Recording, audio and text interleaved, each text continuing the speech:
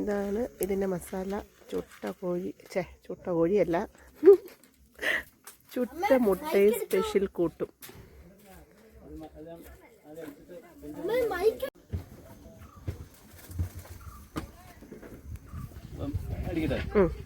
മുട്ട എടുക്കുവാണ്. മുട്ട ഇങ്ങനെ 2 മുട്ട എടുത്താലേ കിട്ടത്തുള്ളൂ. സവോളൊന്നും ഇല്ലാത്ത പരിപാടിയാണ്. ഒരു തുള്ളി ഉപ്പിടുക. തുള്ളി മതിയേ. കല്ല് നല്ല ചൂടായിരിക്കണം.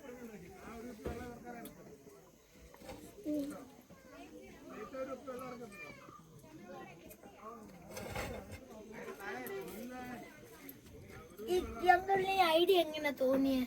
നമ്മള് ഇങ്ങനെ ഒരു വെറൈറ്റി ഈ ബീഫ് ഐറ്റം മാത്രം വറുത്ത് ചിലർക്ക് എണ്ണ വേണ്ടല്ലോ. ഹെൽത്തിന് നല്ല സാധനമാണ്. ചുമ്മാ പ്ലെയിനായിട്ട് ഇങ്ങനെ ഒഴിക്കുക.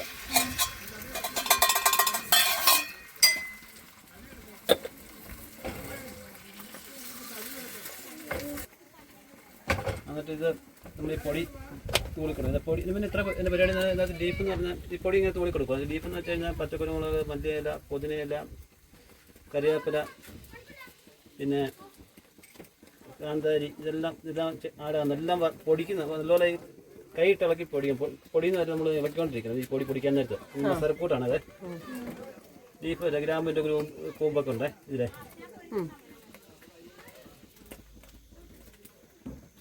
എന്നിട്ടൊരു 7 മണിക്ക് കഴിഞ്ഞ് നമ്മൾ കയ്യിൽ നിന്ന് ഇങ്ങനെ സാധനം നമ്മൾ എടുക്കുമ്പോൾ ഇങ്ങനെ പൊടിയത്തില്ലേ, പൊടിയുന്ന വരെ നമ്മൾ ഇളക്കണം. എന്നിട്ട് ശേഷം മിക്സിയുടെ ജാറിലിട്ട് പൊടിക്കുക. എത്ര നാളെ കേടാകത്തില്ല.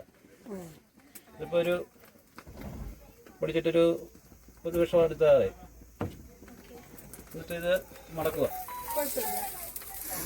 ജസ്റ്റ് ഇങ്ങനെ മടക്കുക. എന്നിട്ട് ഈ ലെയറിലും ചെറുതായിട്ട് തൂടി കൊടുക്കുക. ടേസ്റ്റ് ഒരു ടേസ്റ്റാണ്. ഹെൽത്തി സാധനമായതുകൊണ്ട് എന്നിട്ട് ഒന്നുകൂടെ വീണ്ടും നമുക്ക് ഒന്നുകൂടെ മടക്കണം.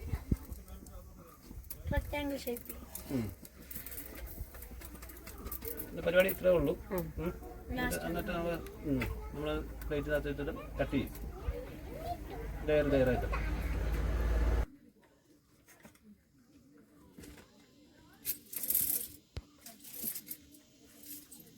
നമുക്ക് ഇഷ്ടമുള്ള കട്ട് ചെയ്ത സ്പൂൺ. ഇത് എങ്ങനെ മനസ്സിലോട്ട് വന്ന ഈ ഐഡിയ? ഒരേ വെറൈറ്റി നമ്മളിങ്ങനെ രാത്രി ഇങ്ങനെ ആലോചിച്ച് കിടക്കും എന്തോ ചെയ്യണം നാളെ എന്ന് വെച്ച് കഴിഞ്ഞാൽ. ഇനി പുതിയ ഡിഷ് തന്നെ എൻ്റെ പേര് ഞാൻ പറഞ്ഞുതരാം. അത് ഞാൻ മെനു അടിക്കുന്നുള്ളൂ.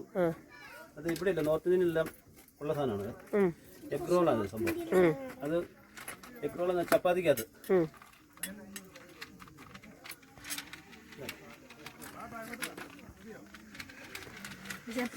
ഇതുണ്ടോ, KATTI കാറ്റി എഗ് റോള്. അത് ഞാൻ തുടങ്ങിയിട്ടില്ല. ചപ്പാത്തി വേണത്.